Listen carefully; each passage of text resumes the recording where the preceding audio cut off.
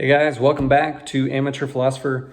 Today's video, we're just going to be wrapping up our discussion of the fine-tuning argument. We're going to be looking at the remaining two objections that I mentioned in the previous video, which are the multiverse theory and the biocentric response.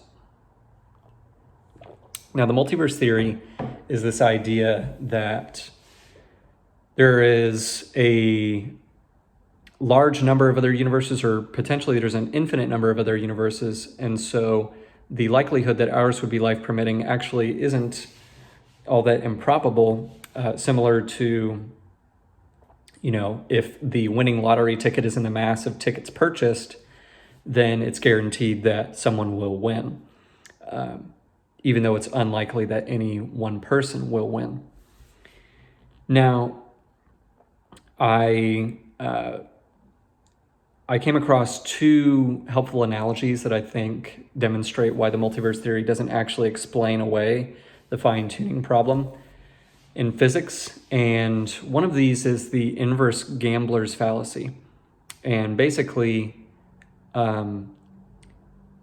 you're asked to imagine that you walk into a casino and you see that someone won a winning hand, and you think to yourself, well, they must have been playing for a long time. Otherwise, they wouldn't, or it's very unlikely that they would have won the winning hand on their first try.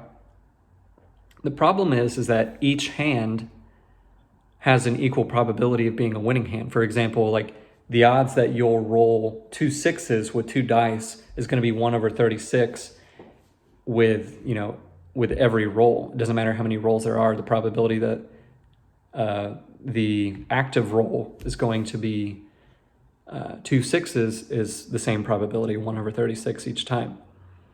Another example that I read in Scientific American, I'll link the article below, is, and that's actually where I got the inverse gambler's fallacy from as well, is that, if you woke up and there was a monkey typing on a keyboard, a computer keyboard, not a Casio, and they were typing in perfect English, you would either think that you're dreaming, or that you're hallucinating, or that maybe the monkey is like some sophisticated form of AI, but you wouldn't think that postulating a bunch of other monkeys that couldn't type in perfect English would explain why your monkey could.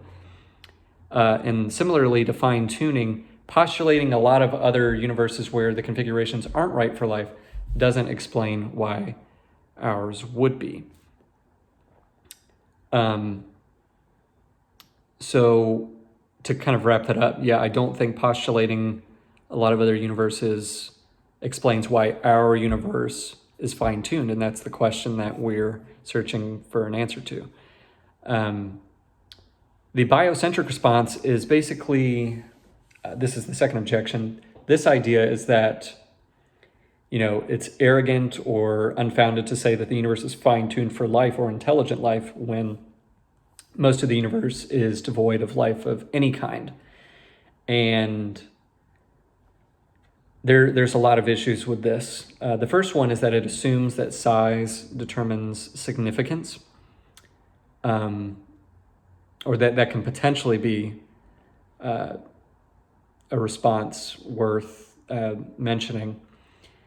Because a lot of times atheists will say things like, the universe is so large and life is only existing in this tiny pocket, so that means life is insignificant. But size does not determine significance. For example, killer whales are larger than human beings, but we don't attribute more significance to killer whales than we do humans. Inanimate objects like skyscrapers are far larger than human beings, but we don't say that they have more worth or value than human beings do. So size does not determine significance. Also, this is crucial, neither theism nor naturalism makes any predictions about what size the universe should be.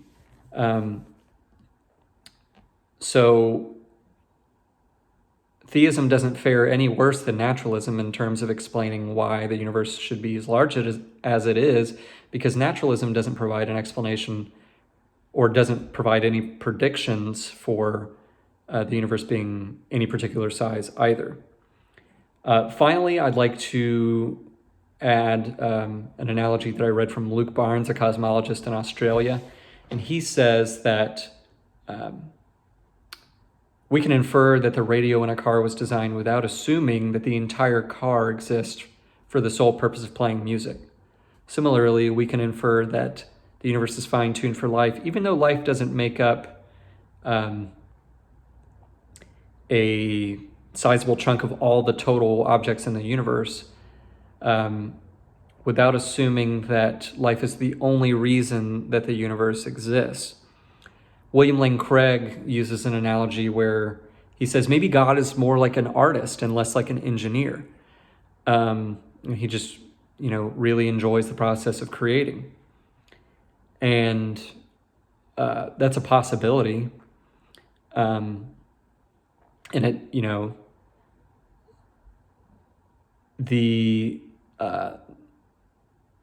the size of humans compared to the entirety of the universe as a whole doesn't do anything to lend support to necessity or chance as potential explanations for the fine-tuning, which is what we're really at the heart of here. And so I think that pretty much addresses the biocentric response.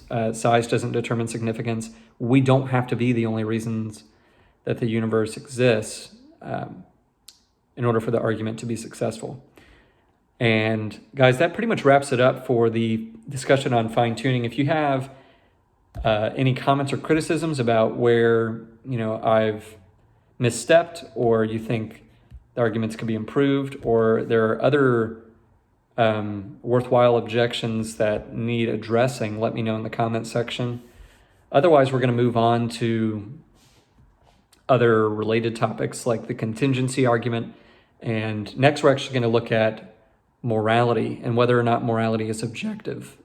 Things like rape, my voice cracked real nice there, didn't it? When I said objective, that was sweet. Things like rape and murder and torturing children for fun, I don't think these are just wrong, like subjectively, like it's my opinion. I think they're objectively wrong. And I'm going to present an argument from Terence Cuneo, who's a philosophy professor in Vermont, for why we can trust that certain things are objectively morally wrong.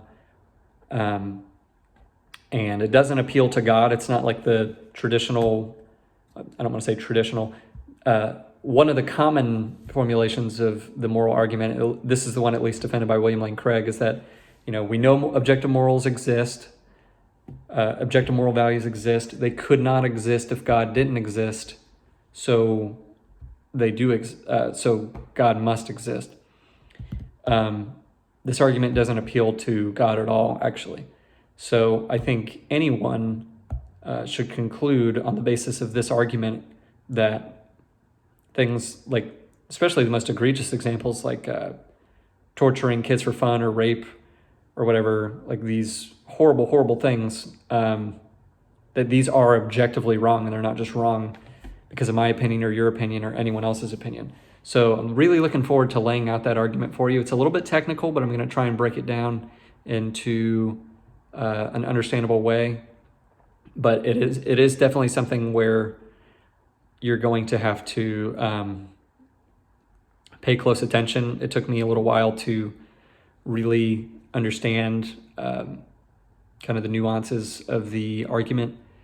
But you can always rewatch the video. You can take notes, but I definitely don't recommend you watch it in kind of like a distracted environment, because I don't think you're going to get a lot out of that. And that's true for any kind of educational video like this. So that's it for now. And guys, as always, I want to thank you for watching. If you think that this was valuable and you got a lot out of this series, please leave a like, subscribe if you want to stay up to date on new videos, and consider sharing this with a friend who you think might also get value out of this. I'm going to continue to make these for as long as I can, I think, because I find these topics fascinating, and they've really